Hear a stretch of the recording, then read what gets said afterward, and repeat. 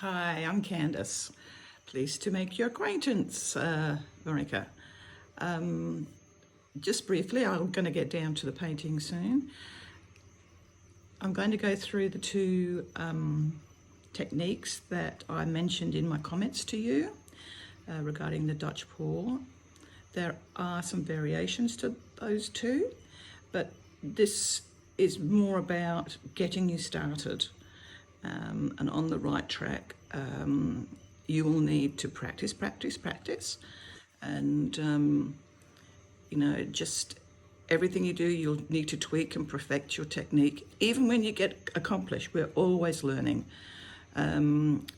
We always stuff up, but we learn a lot from those mistakes. And yes, so there is one thing that the dryer that I am using would be is what I call the low setting. Isn't a great low. It would be better if it was lower, because you need to have control.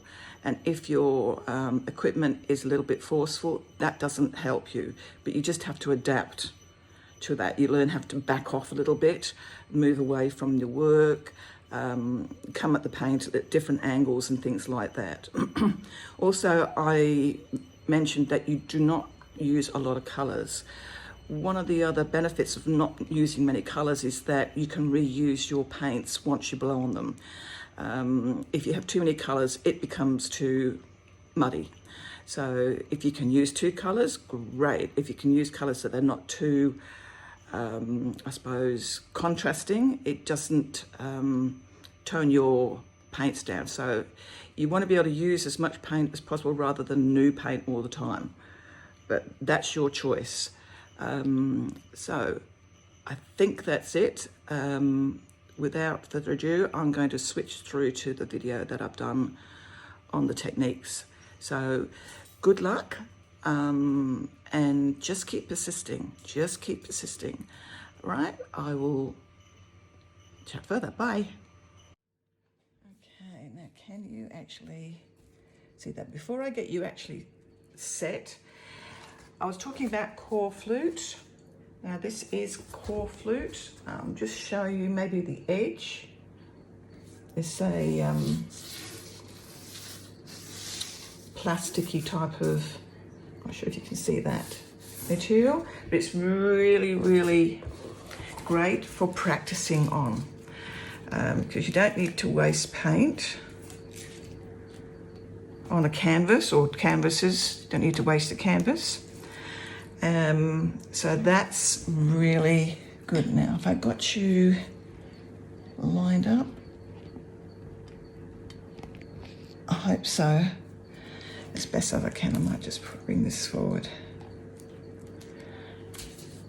I'm not sure if I can see that from this angle. So there's my hand, so that's in the middle. Right, as I mentioned to you, it's very important to strip this back to a good starting place. And we've gone through the paints. You need to use an economical paint, not a cheap paint. I'm using Montmartre, and it's not a paint that I would ever use as a final result piece, but it's a paint I would use for practicing.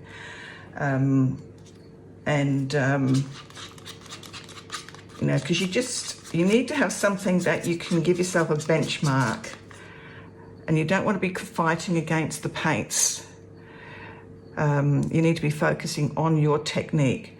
Now then, I've just marked off on this sheet a rectangle that's 35 by 40, just so that you know your area you're working on. You can't work on too small an area. It's really, really hard to blow. I've got a really baby dryer at the moment. It's not one of my preferred ones. My preferred ones died, and it's got a cool. Now you need something that's not too powerful, and with a nozzle that's not too huge. If you can get one that's a little bit slighter than that, that would be better. But yeah, we've got to work with what we've got to work with. Now, some people, when they're using these, you've got different techniques. Some people like to blow with it this way, and then others like to turn it around and blow the paints upside down.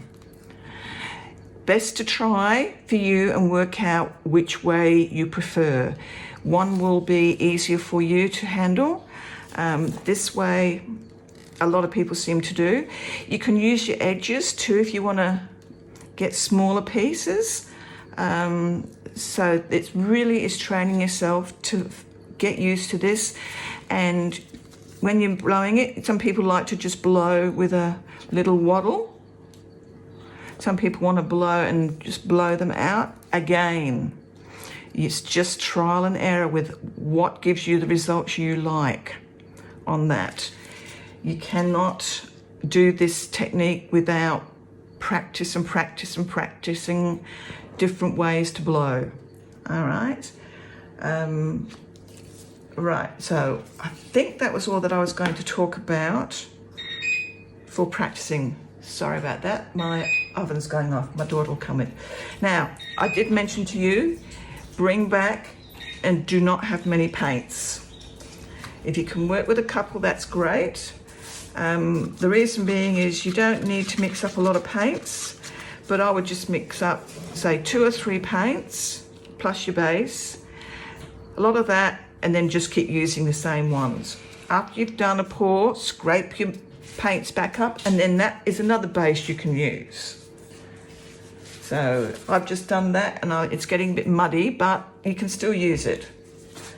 All right, so what we're going to work with here is I've just done up 3 paints, and I've got a white base. All right, so you need to get it thinner, or not thinner than Gina's, but a little bit. Hers was probably just a tad too thick, the number 1. So if you can see that, it's going in really without anything. There is probably a little trace. Again, it's a starting spot. This, you will need to see how you're working with the paints. If you can't control them, make them a tad thicker, not much. All right, if you're finding it just blowing too quickly, you can do that, or try and bring your hairdryer back a little bit, not too close to your paint. All right, you should be able to hold your hairdryer away and see the paint starting to move, and then adapt to how fast it's going to move across your surface. All right, so if it's going too fast, either first bring back the hairdryer away from the paints so it doesn't move that fast. And the thing is, it's going to be quite quick when you do these things. It's a very fast technique. So all the paints should be the same thin consistency. All right, so how much Floetrol you will need to put in? Your Floetrol's thicker, so I'd probably put in maybe 2.5 parts of your Floetrol to your paint, and then add water. All right, you don't have to keep adding the Floetrol, because your Floetrol is probably thicker than the actual consistency you need. Right, so let's get on with this. I'm going to show you and cover the 2 different techniques that I mentioned in my comment. One I said was called where you put your paints down and then you then put another bit of base paint around and you blow that over your colors. Right, that's one technique. That technique is used a lot by Rinse Gadowner, Olga Zombie, and Molly. I can't remember if Chris Jezik does it, but those 3 people are great pourers. Okay, the other technique is where they just put the paints down and just blow straight out. You need a bit more of those paint colors when you're working, and it's up to you. You'll find you prefer one over the other. I prefer the first one I'm going to show you. where I put some more base around and blow it over. I just feel it distributes paint further over. Okay, so we first start with our puddle. And I actually feel that these paints for me could be a little bit thinner. Oh, that's what I was going to show you. On your chart, I haven't got it here, but how you test, I'm not sure if you figured it out yet, you put a drop of your paint down of each colour.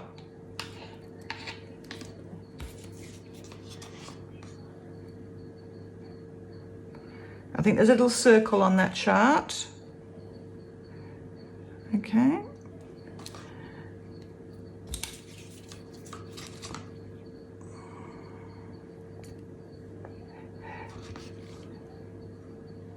And there was something else I did want to show you. I just remembered.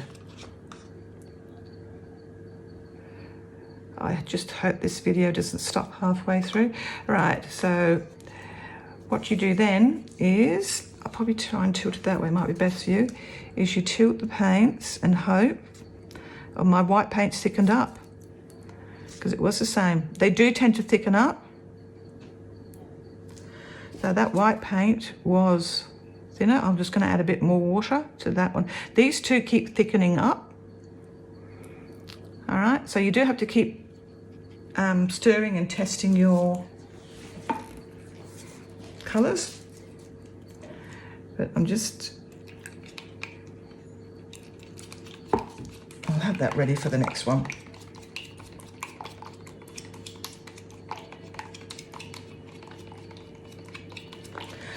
If you do this technique, try and keep away from the fans or anything like that, because that will dry out your paints very quickly.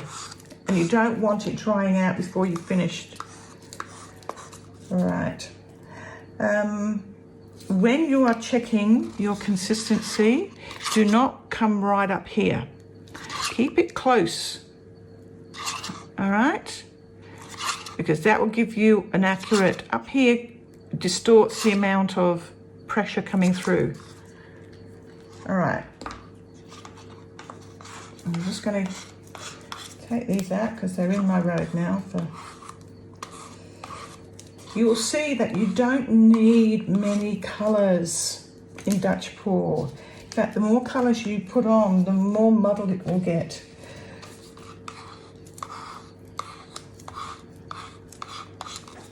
Alright, that just needed a drop more.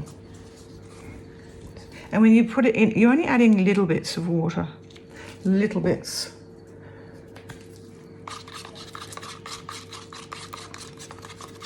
I don't actually use these sticks to check consistency. I find they don't run very well off of these sticks, but some people like them.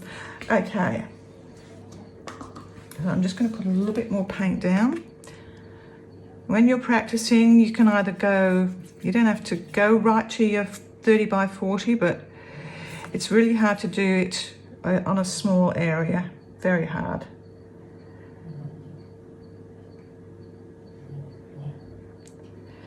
All right, I've got to leave enough paint to go around on this one. Now, some people blow the paint over the canvas. All right, I'm not going to, because I'm just giving you a bit of an idea. All right, the other thing I want you to also work with keep your three colors, keep using them. All right, change them around. You know, one time put this color down and put the next color and see how it affects the colors. All right. But it's important not to have that many colours and keep changing, because you can't tell how you're coming along. Right, we don't need much paint. All right, it's you've got to, again, it's something you've got to learn. Now you can do strips. You could do, when you get going, you can do a strip and then a bubble and a puddle.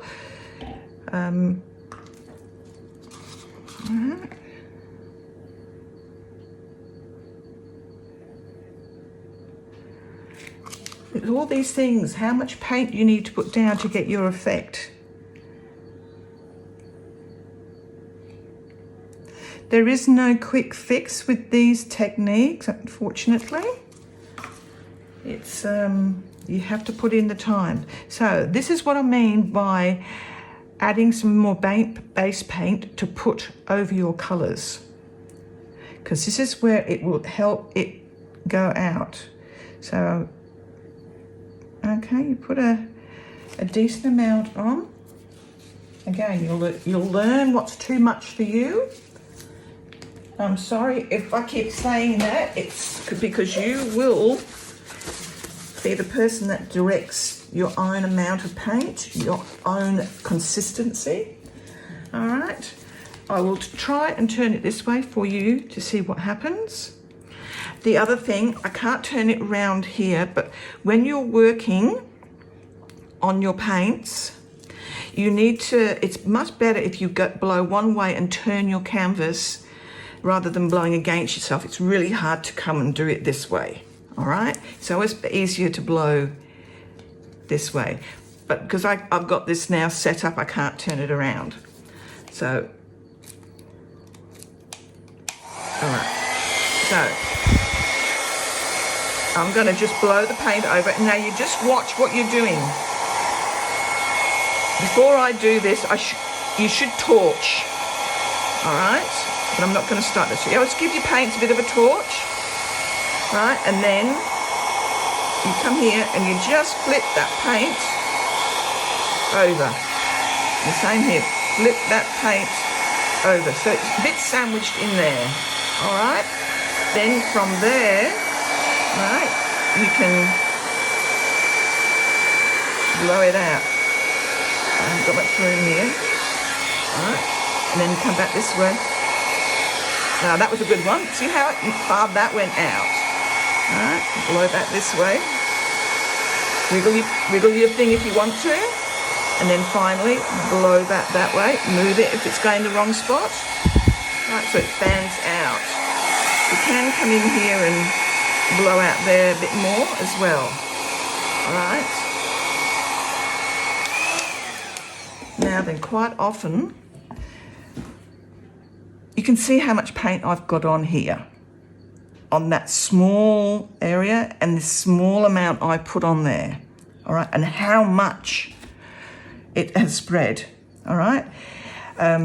If I was doing that, I would have actually put white around here, and then I would come around and blown out maybe my mouth, some feathered out the edges, all right, on that. But I just wanted to show you the technique when you put a bit of base around your colours, let it go over and then blow out. As you can see, it has not dulled those colours at all. What I find it does, it seems to increase the surface area that those paints can go out. That's my opinion. Everybody else has got their opinion, all right? It's just because I prefer this style. And again, I should have, when I'm blowing one way, I should have turned the canvas around so that I'm always blowing rather than blowing to me. It's very hard to blow towards yourself. And these little cells that are coming up, if you torch that, they will get more.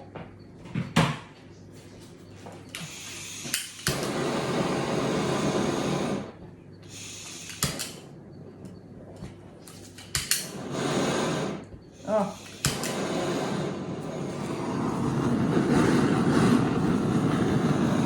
Which isn't bad. I mean, these are not your best paints. When you use the better quality paints like Amsterdam, you will find they will lace up. They will lace up because they are very thin. The thinner paints provide more lacing, okay? But you can see how the paint flows out, how that sort of contrasts to what you've been getting. I hope you can see some differences. And again, you need to, we're only working in this area. All right, so you can sort of stretch it out a little bit more, use less paint, all right, and tweak it, because you want to be able to have your edges so that then you can blow them if you need to, with a straw or by your mouth. Now, what I'm going to do is I'm going to scrape this up, which is, this is what's good about the cork flute. Actually, shall I scrape it up or shall I just use it? Because I'm going to pour down some more colours, but you might not be able to see because of the colour it is. Okay. Yeah, I'll try and scrape it up because it is a little bit too colourful. But you can see you will go through a lot of paint. I probably could have had a lot less paint on my cork flute. But you've just got to practice. You know, see what you can get away with thin, you know, in the amount of base you put down. The only thing is when you use cork flute like this, it's a little bit harder because your paint's not flowing over the edges of the canvas. You're keeping a lot of the paint in this area.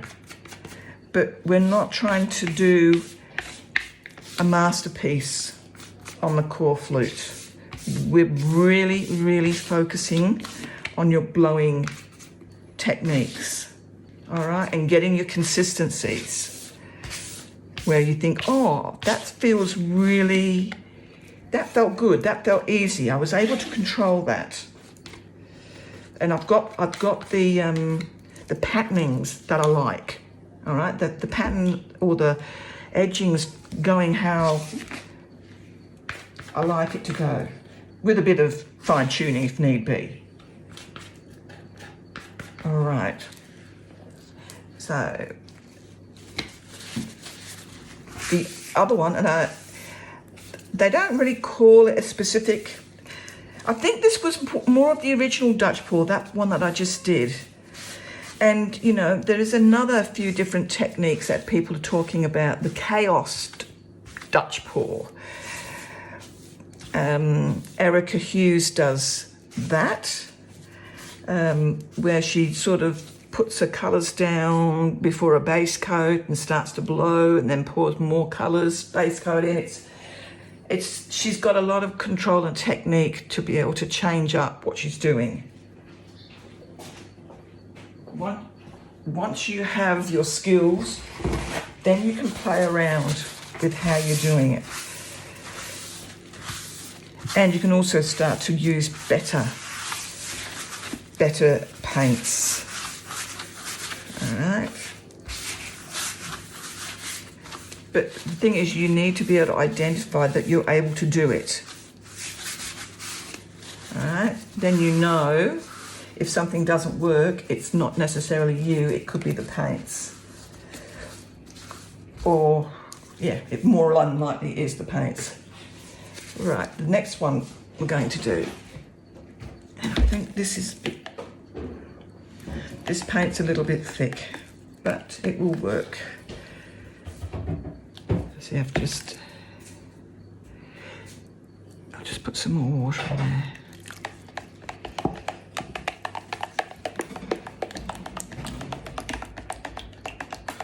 I find with this next technique, you need to have a little bit more base down initially because you're not adding any around your colours. Are you still going? Yeah.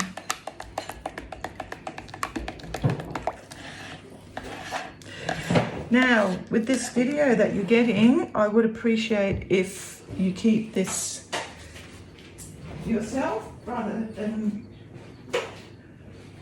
sending it out to everybody.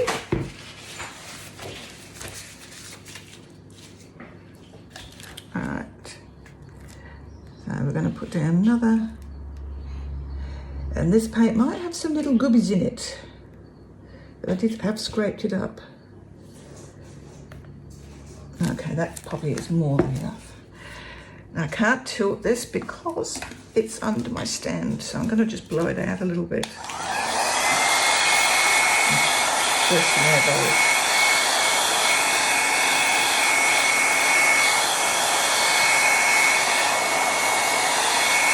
like I said, I don't like this technique as much. I don't do this technique, but everyone likes different things. All right, so we're going to go again. I'm going to put a very thin stream down this way this time.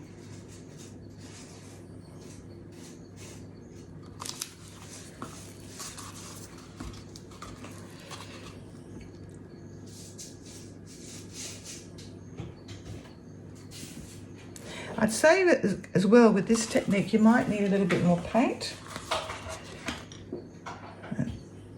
We'll see how we go. It's more about showing you the difference between the two techniques.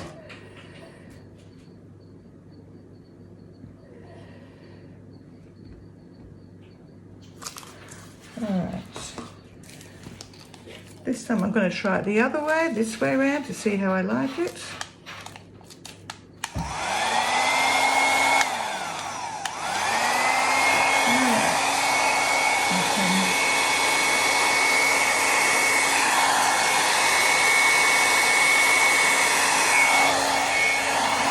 And again, I can't come backwards towards me.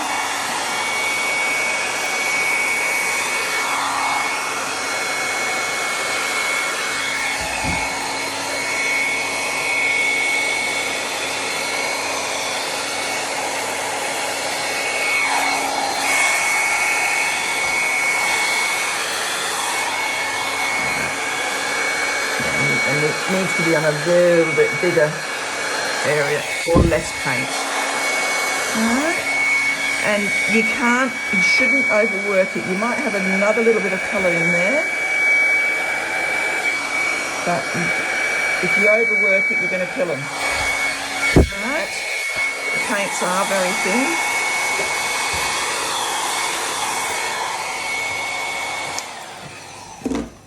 Alright, so definitely less amount of paint to work with on that amount of area.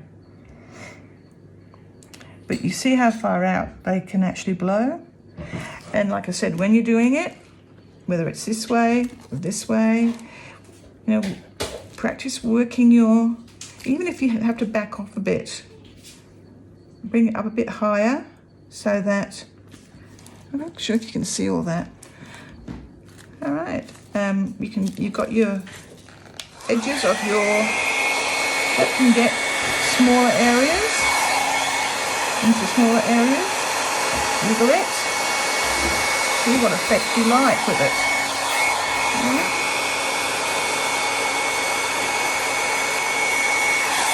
This is playtime to see what you can get out of it. All right, but that's just blown all over the place. It's just too much.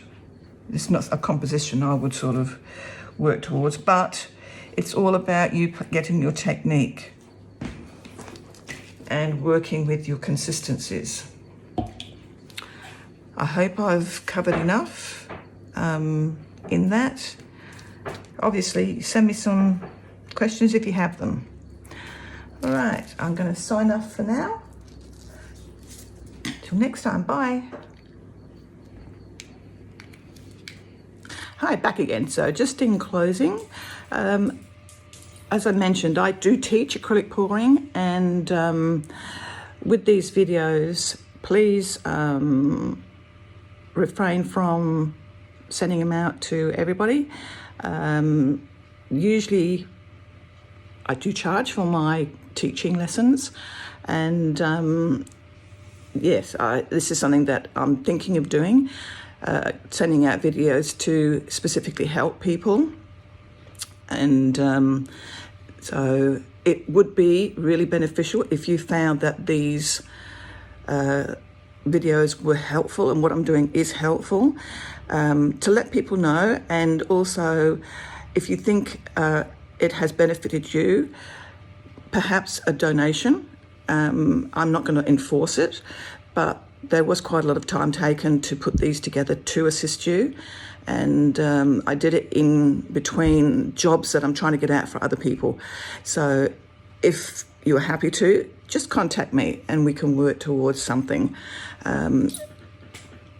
If there's other things that you want help on, please reach out.